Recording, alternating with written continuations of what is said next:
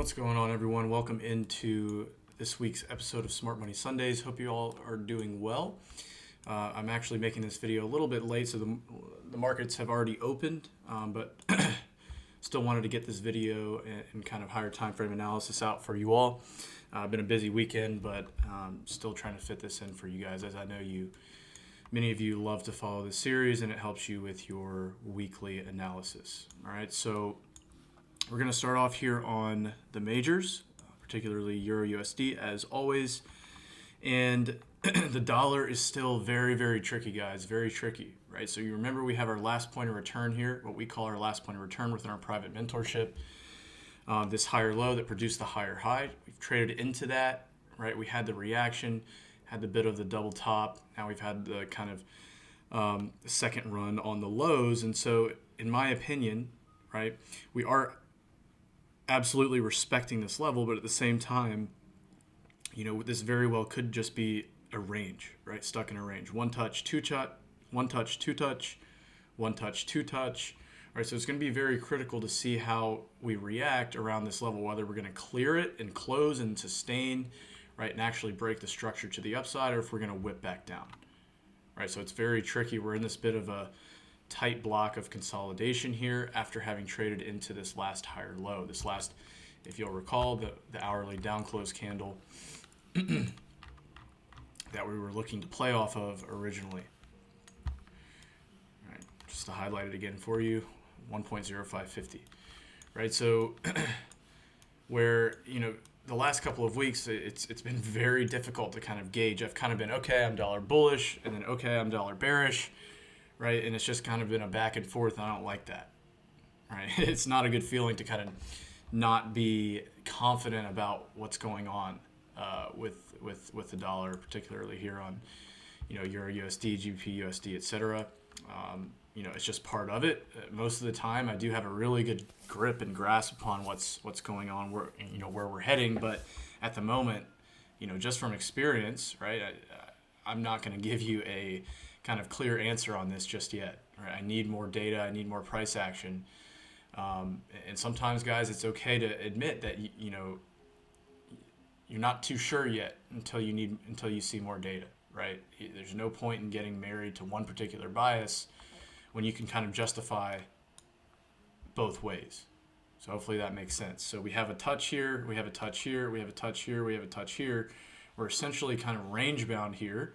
And I don't know what we're going to do next, right? So that's why we just have to be prepared and react and adapt, right? So if we do clear this old high, and we actually break structure and sustain above here, then I'm going to have a better idea for you guys, right? And the same goes vice versa, right? If we just wick the highs here and then run lower and actually take out our last point of return in here, right? We take that out, then I'm going to have a clear bias, and that's going to be obviously to the downside. We can look to take the pullback and continuation.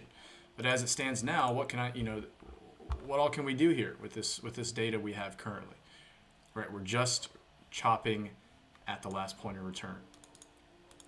Right, and obviously the NFP last week giving that catalyst dollar weakness, pushing it higher. All right, so this is going to be a very strong level, right? We're going to hopefully London session or New York session tomorrow, we'll have a better idea if we're going to breach and sustain and break structure to the upside. In that case, then we could be looking at some further upside, right? Running out previous highs, trading back up into obviously this initial high, 1.0800, and then likely back up into 1.09. Right? Conversely, if we do distribute here, buy to sell, London session, then I'd be looking at targeting these lows again, particularly this low here. Okay, so very tricky at the moment, guys. It is what it is. All right, no need to force anything just yet. All right, and the same goes for GBP USD. All right, if we hop out to kind of the higher time frame, you'll remember that this low did not produce a higher high. Right, this quote-unquote higher low did not produce a sustained broken higher high. We did not sustain above this previous high here. We just wicked right through it just a little bit. All right, so technically the trading range is still this massive leg. All right, and so, we're looking at this as a breach potentially of demand, but in reality, this demand isn't necessarily the valid demand, whereby if we broke it, we would then be shifting in terms of a bias, or in terms of market structure. All right, so sure enough, right, we had the hourly down close candle here. Similarly with Euro USD, we reacted, breached through, right? And this is something where you kind of think about what retail traders are, how they're looking at it, right? You see support, break through. Retail traders, price trades up into that, and they're looking to take it off the break and retest. Sure enough, we bust right through it. Okay. So this is one, right? Again, that's very tricky, kind of seek and destroy. We attacked the liquidity resting beneath this low. We accumulated here and sprung. All right.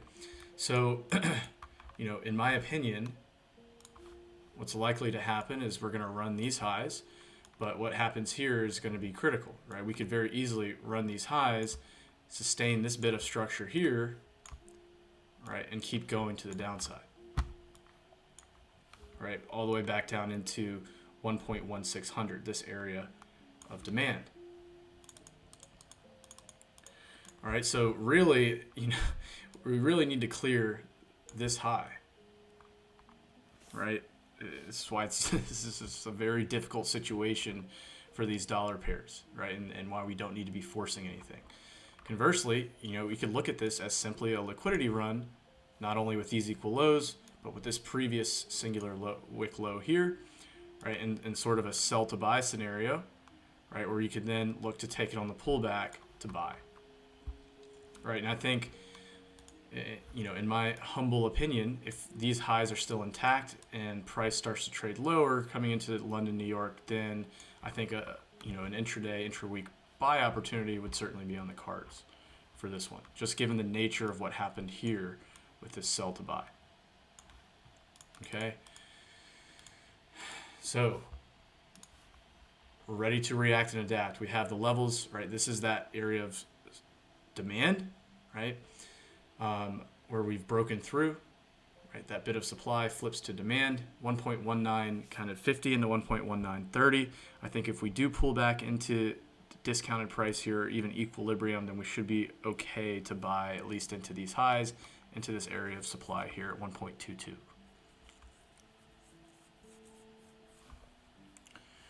All right, and then it's going to be, what are we going to do here? Are we going to distribute within this supply and then make a new lower low? Only time will tell. Okay, so I'm just not favoring these dollar pairs right now, to be honest with you guys. We're just going to need to wait, sit on our hands, see what happens, and kind of prioritize some other kind of crosses and exotics here to start the week. All right, AUD USD. The AU and NU, Aussie dollar and New Zealand dollar, are currency pairs that I feel a little bit more confident in when crossed against the dollar. I mean, this one clearly breached through. Right, had a significant sell-off. We had the inefficiency that we are ostensibly reacting off of now that I gave out to VIP last week. Right here at 0.66467. And we were reacting off of that. Now I'm not necessarily looking at this as a low in the market, right? So I certainly think we can trade lower on this one, right? Get back down into these areas of demand at kind of 6,440, 6,500 into 6,440. If we can get back down into here, right? This down close volume here, that would be nice as an objective. All right, but again, we're just kind of ranging on this one as well at the moment. Right, so relative to this high, we're not trading in premium right now, but this certainly has been a point of interest that we are reacting off of. So I would be on the lookout for buy to sells, for selling opportunities on the Aussie dollar and the New Zealand dollar. We certainly could trade further into premium, right, and look at this wick low as another point of interest.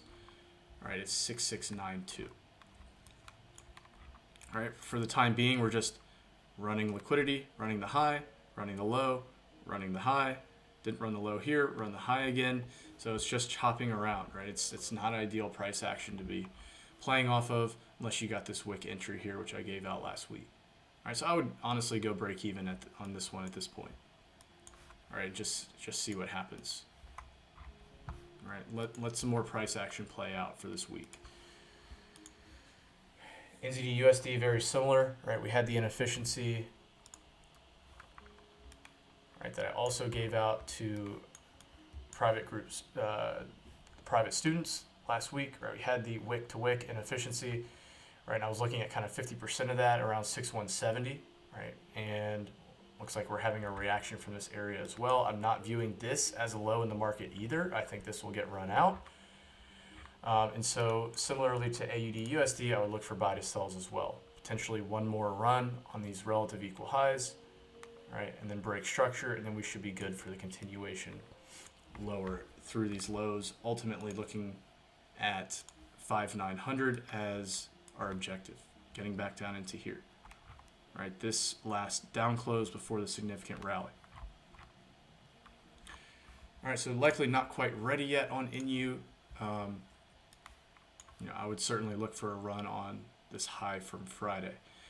Buy to sell, supply, and then wait for the confirmation, the break of structure to trade lower. All right, USD Swiss franc. This one's also relatively disappointing, right? Especially the fact that we have now these clean equal highs after what appears to have been a nice accumulation, right, with the spring, the break of structure higher. In my opinion, we're at kind of that last point of return right here, where we had the equal lows that were run out before the big spring. Right, we have the equal highs as target. We're just not really seeing the reaction yet at the moment. Right, and so what I want to see on USD Swiss franc, right, is that lower time frame price action. I want to see us kind of accumulate, have that sell to buy in the break of structure, right, and then we can take a pullback for the continuation, targeting our equal highs from last week.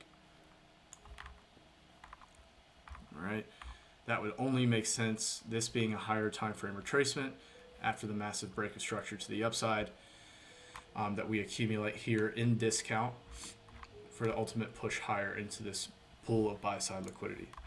So nothing at the moment.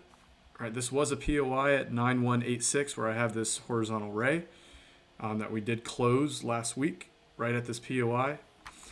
So now it's just going to be a waiting game to see what lower time frame price action brings us. London session, New York session tomorrow. Right, but this is what we should be looking at. We should be looking at accumulation, right, and then the break of structure in a lower time frame and the pullback to buy. USD JPY. Right, obviously, this one has been higher time frame bullish. Right, we've been rallying higher for quite some time, but appear to have distributed last week. So this is going to be a critical area here on UJ. Right, this bit of demand, right, produce the higher high, trade into it, react, fail, potential flip to supply. So this is going to be a critical area, right, to potentially look for a distribution to sell for another leg to the downside, for a bit of an A into B into C retracement to then push higher, right? Or conversely, we breach right back through this area of supply, right? And then we should be good for continuations long, right? So that's why this is going to be a critical area to watch out for, to keep on the radar this week, coming in and around 136, nice round number. Right, so that's pretty clear. That one's pretty self-explanatory. All right, Euro GBP. Another tricky one. All right, we broke to the upside, created that higher low, failed to create a higher high, created a lower low, right? And now have traded into our last point of return, right? This lower high that produced the lower low, traded right up into that. We did not break through it. We've maintained structure, right? And so my bias is currently still to the downside on this one, targeting this old low and trading back down into this inefficiency at 8650. And that's going to remain the same until we actually do breach back up to the upside, right? But you could honestly look at this one as a bit of a range, right? Just kind of running highs and running lows, just not ideal price action, all right? But if anything, I think this would potentially be a nice level to look for London, New York mitigation, right? We're just chopping around right now, especially if we kind of run the lows first, run the highs, right? Trade into this area of supply here, right, for the continuation lower. Right, and we do have relative equal lows here as well. Right, so I still think it would be good if we just trade higher first to target sell side liquidity resting here. All right, so that's EG. Bias is currently still to the downside. All right.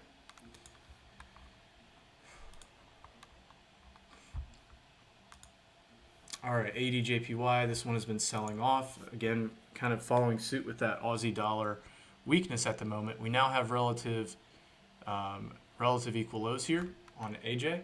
So I'm looking at further pullbacks for continuation. Right, and this one, I'm simply looking at the lower time frame, the intraday level of market structure here, right, where we had that bit of demand, reaction, right, flip to supply. So we can trade back up into at least here, if not here. Right, I would like to see continuation short into our equal lows. All right, so we can just pop right back up, follow through. I think we can target at least these equal lows here, coming in around 8,800. 8,800 as the objective. All right, so that's AJ. ADCAD, this is the level that was given out last week to you all. Right, the nice demand to supply flip. Made one pass, two pass, now we're selling off. So I'd like to see continuations on this one. I don't really see anything at the moment in terms of another additional entry opportunity, as this was the optimal entry point that we're already in. Just wanted to highlight that that was given out last week. Hopefully you took advantage of that one. All right, EuroCAD. All right, EuroCAD is a bit interesting. All right, we have traded into a significant level here on the daily time frame, right, where we did have this previous high, price traded into it. We ran lower, created equal lows, and then we're having what appears to be a kind of upthrust after distribution, right, running out these equal highs, trading into this daily demand to supply flip, right? This is that last buying volume, right before the bears took over, right? So we have traded into that now. So I would personally be looking for some distribution on this one, right? Just given the fact that we've traded into a higher time frame level, we're above equal highs, we're above old highs, we've liquidated the retail traders, and so it's just a matter of being patient, waiting for the right opportunity. Right, I don't see anything at the moment, right? But if we do get some sort of lower time frame price action, lower time frame demand to supply flip, right, then we can use this as the threshold for a continuation lower. All right, targeting our equal lows. Right, so we don't, not only do we have equal lows here, but we have higher time frame equal lows here as well. Right, so we always try to think about it in terms of objective. Okay, the objective was clearly to run the buy side liquidity, right, that we just pointed out a moment ago, to run all this buy side liquidity. So now that that objective is met, what's the next objective? Right, where's the next pool of liquidity that's attractive? Right, well, equal lows, equal lows. Right, so just need to be patient, wait on our hands for the right opportunity to present itself. Like I said, there's nothing pertinent now. I don't see anything to play off of, but doesn't mean we won't have anything take place come the London or New York session tomorrow.